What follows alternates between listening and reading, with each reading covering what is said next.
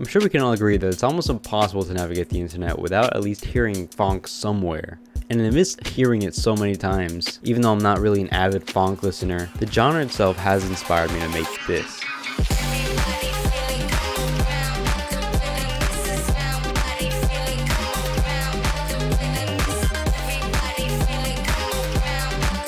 And yeah, I know, it's not quite PHONK like you're used to hearing it. But hey, inspiration comes from many different places, and in this case, that's where it came from for me. So I'm just gonna go over how I made this song, and hopefully inspire you along the way to make something unique of your own. It's kind of just the goal I have here. And maybe along the way, someone could enlighten me on what genre this is, because I'll be honest, I have no clue what genre this is. All I know is it was inspired by some PHONK, and that's it. But yeah, let's get started with the intro.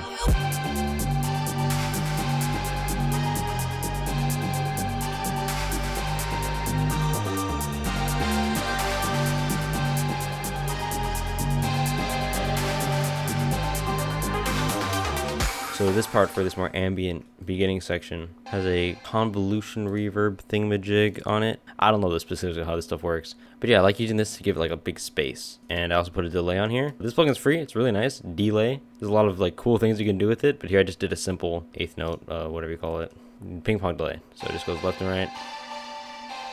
Yeah, this has the ambience. This melody is super simple, but I think it's pretty effective. And then we have this thing. It's not really a vocal. Kind of is. It sounds more like a flute, if anything. I don't know if I'm crazy for that. I don't know. Again, following the same melody. So the same melody as this. The same melody as this. Just like these two are more stretched out, if that makes sense. This is just a Labs preset. Almost everything I have is free. So don't mind that. Let's. I don't know what that's all about. Okay, it is a vocal pad, but it sounds like a flute when you pitch it up, whatever. And then it sounds kind of dirty on its own. That's because I have a saturator on it, but it sounds good in the mix, in my opinion. So there's that. Kick, get into the kick and the drop, sidechain. Here's the bass, so there's two layers. There's a Reese and then this main part. So there's just very simple melody. It sounds alright alone, kind of like gritty on the top end, but has this layer first. This part has no sub, and the Reese, which has a bit of sub, but it's not like Reese's are stereo, and they're not. This is the intro, so you don't need like a strong sub or anything. And I think it sounds really fine. The melody just match each other. This is nowhere else in the track, I believe. So this is only the intro. Simple shaker hi-hat, clap with big reverb and big delay. Simple. And then over here we just have more cowbells. So there's like just layers on top. Oh god, on top of the main melody there. So.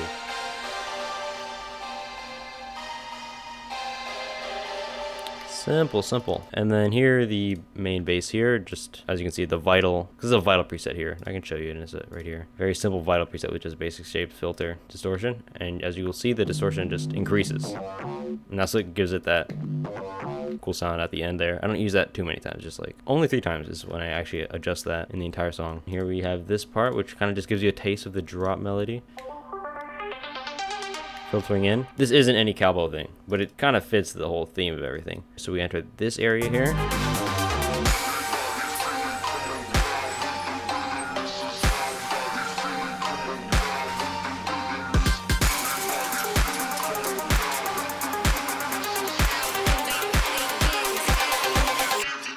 So we just have the claps, impacts, simple. Here's the kick and the clap. Sounds very like distorted and crunchy together, which is nice. Oh, one sound I forgot to mention that's going through this entire area is this weird thing I made. I don't know why I added it, but it kind of works in a way.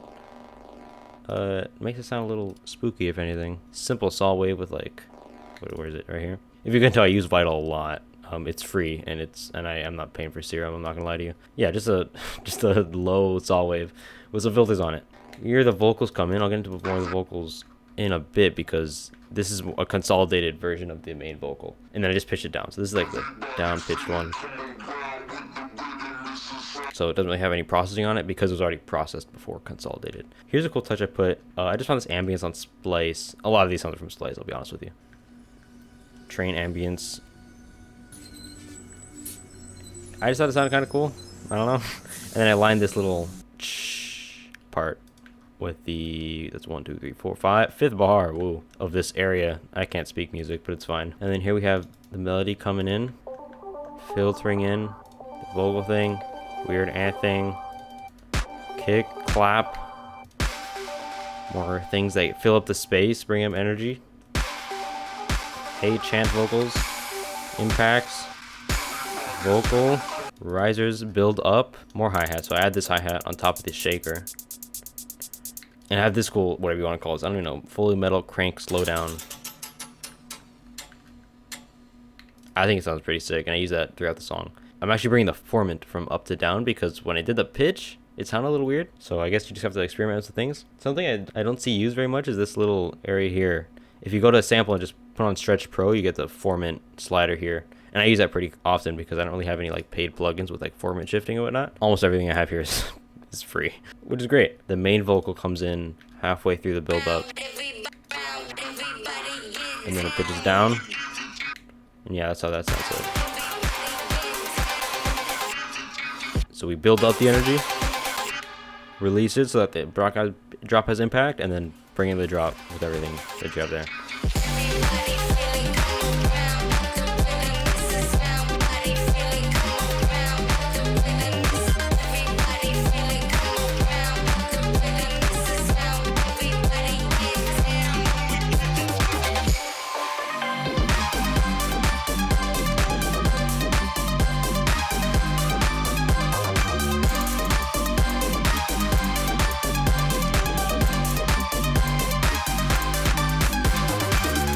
Here we start with the melody, and this is literally the default preset from Citrus, so this is not like some cowbell whatever. And I feel like a lot of funk songs do have these like the melodies that just play, and they're kind of like repetitive in a good way. And I feel like this sound had like a similar vibe while still not being a cowbell. It works for me, in my opinion. Yeah, it's just the default preset. I just adjusted things like the modulation here. I put it all the way down the corner, and then adjusted some of the filters and the, what do you call those?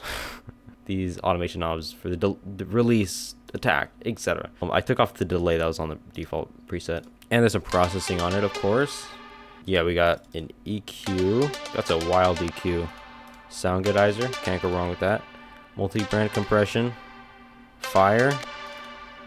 This delay is probably for either automation or I just never used it. This reverb is probably for automation. Yeah, it definitely is. OTT, because you can't go wrong with that. So we have like 3 compressors on here.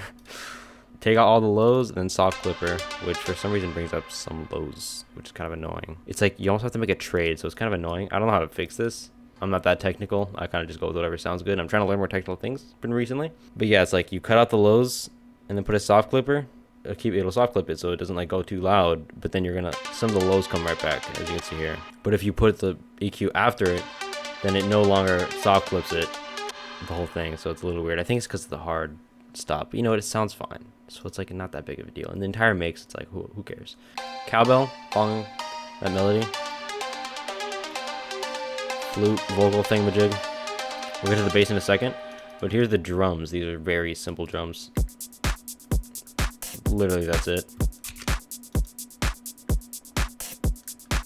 I'll show you something I did here, and it didn't do much in this particular case, but it does work a lot sometimes. Sending 2 different sounds, especially if you're layering them, to the same effects thing. So like this kick is being sent to a saturator, so it has saturation on it. But if we send this, we can saturate this clap alone, or we can send the clap to the kick, so they're both being saturated by the same thing. And in this case, it wasn't like a huge game changer, but it kind of like merges them and makes them like sound more combined and together, if that makes sense.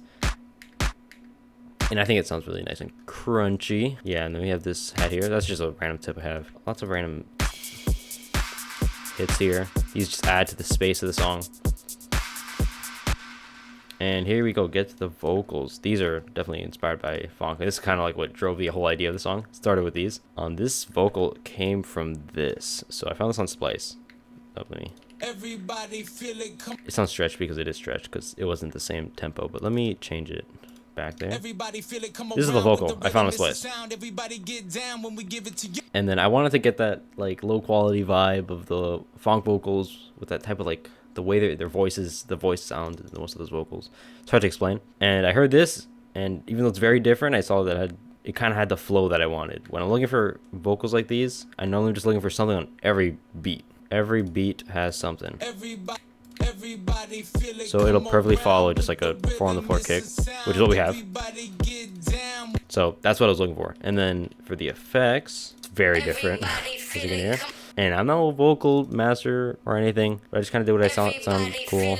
So we have these two which are off, so that's funny. A limiter, this EQ which brings in a lot of like these high mids, which gives it that like raspy low quality sound that we're looking for. We're looking for that low quality sound, you know what I'm saying? And without it, it sounds weird. So yeah, and the OTT, of course, you can't go wrong with OTT. Take off the lows, it's being sent to this vocal bus with another limiter, another OTT, taking out a bit of those high mids, I guess, because I guess after all the effects, it's a bit different. EQ that's doing absolutely nothing, and then a soft clippers for good measure. And yeah, we also have the lower vocals here, which are just the same thing, except I consolidate it, pitch it down, and then I sent this straight to the vocal bus. Cool. Let's get to the bass. So that's the last part. I'll save the best for last, you know what I'm saying? So this is 2 layers going on this melody. That's how it sounds alone. Doesn't sound incredible alone because of the high end and whatever. Kind of weird how I stumble upon this sound. So it's 2 layers. Let me show you the 2 layers. So the first layer is this part, which is in the intro, like I said, taking out the sub, and then just a simple sub. Just a saw wave with this filter. There's a big notch there, but yeah, automations here just to get the right curve. This linear fold distortion, not even any other effects, no compression, no nothing. Simple, basic shape. I have the unistep up it too.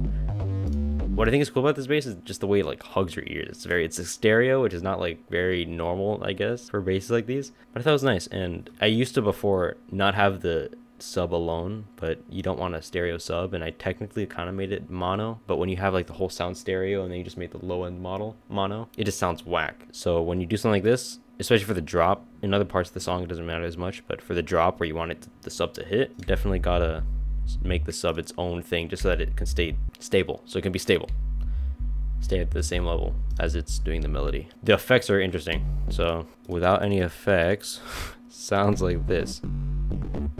Not very different. Have this EQ taking out some highs, bringing in some lows. Saturator that's absolutely destroying it. Sound regulator to bring it back to earth. And then fire, which is not doing much. Okay, so this fire is actually what was making the sub mono originally, but then I decided to make the completely separate sub later on, so it's not really doing much right now. We have this EQ that is not on, question mark. That's funny. EQ that's probably for automation. Another EQ that's taking out the lows. So this is when I took out the sub. I can't speak. Soft clicker for good measure, and then combined with the sub, which just has a tiny bit of distortion, and a low pass EQ.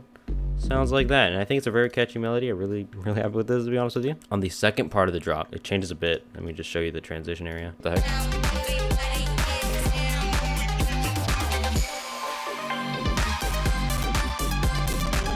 Just bear with my computer, but you get the gist. Basically what happens is everything goes up in octaves. So this melody changes a little bit here. Goes up an octave. Here we add another layer up an octave. Because it sounds weird just alone up an octave. They all get filtered in. This thing gets up an octave as well. The bass does not get up an octave for obvious reasons. But it does come in with a high pass filter. Or is it a low pass? That filter. You get what I'm saying. I know what I'm doing, guys, trust. It's kind of like a little fake out area. Just transitions from part to part. Yeah, not too complicated. Another transition thing here. And I completely take out the vocal here. I just think it was just nice to have it all alone. The bass changes a little bit here, so that's what's important. So it goes from this to this. So it's just more like big, raspy, distorted. Except it's not more distorted. All the change. Oh, actually, it's more distorted. my bad. It has just a little more distortion of the linear fold in vital, and this filter is changed. It goes from this filter right here, as you can see, to this filter. So it highlights more of the mids, the low mids, which makes it more like present in the mix, though it loses a bit of the sub. So that's why we have the sub constant through both of these. So it's the same sub, but the bass part is the same. So now it feels more powerful. So yeah, constant sub, now the bass is just heavier. And I guess that compensates for the no vocals, and same for everything being up in octaves. So that just adds more energy. Oh yeah, and the hi-hat comes in every half beat. Is that what it is? I swear I sound like I don't know what I'm doing. I swear I produced the song, guys, come on. And then on the second part of it, hats come in. All these things, filling out the space, bringing up the energy. and then at the end it just fills. It's like a kind of like, not really a drum fill, but it sets you up for the next section. And yeah, then we just copy paste build up. The only difference between this build up is that the vocal gets double timed. So here's the second drop before we get into it.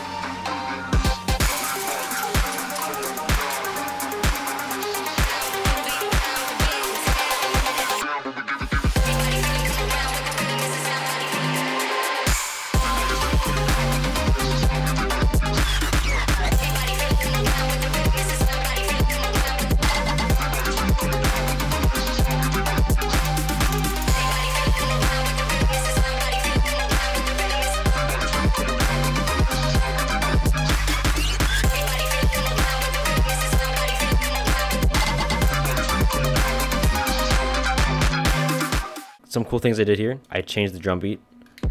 Now it's halftime. That's halftime, right?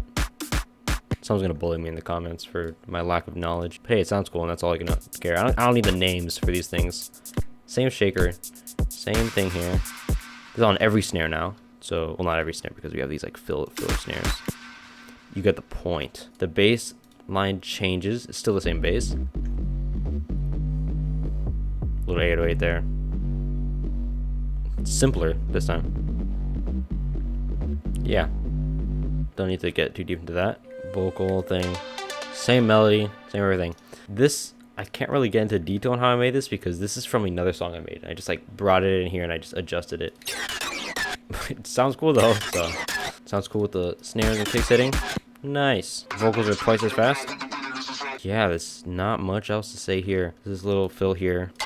That's another thing from another song that I just brought in here. Now we have these hits, which are just consolidated ends of this vocal thing. Pitched up. So you can hear it. Actually sounds much better in the mix. So here.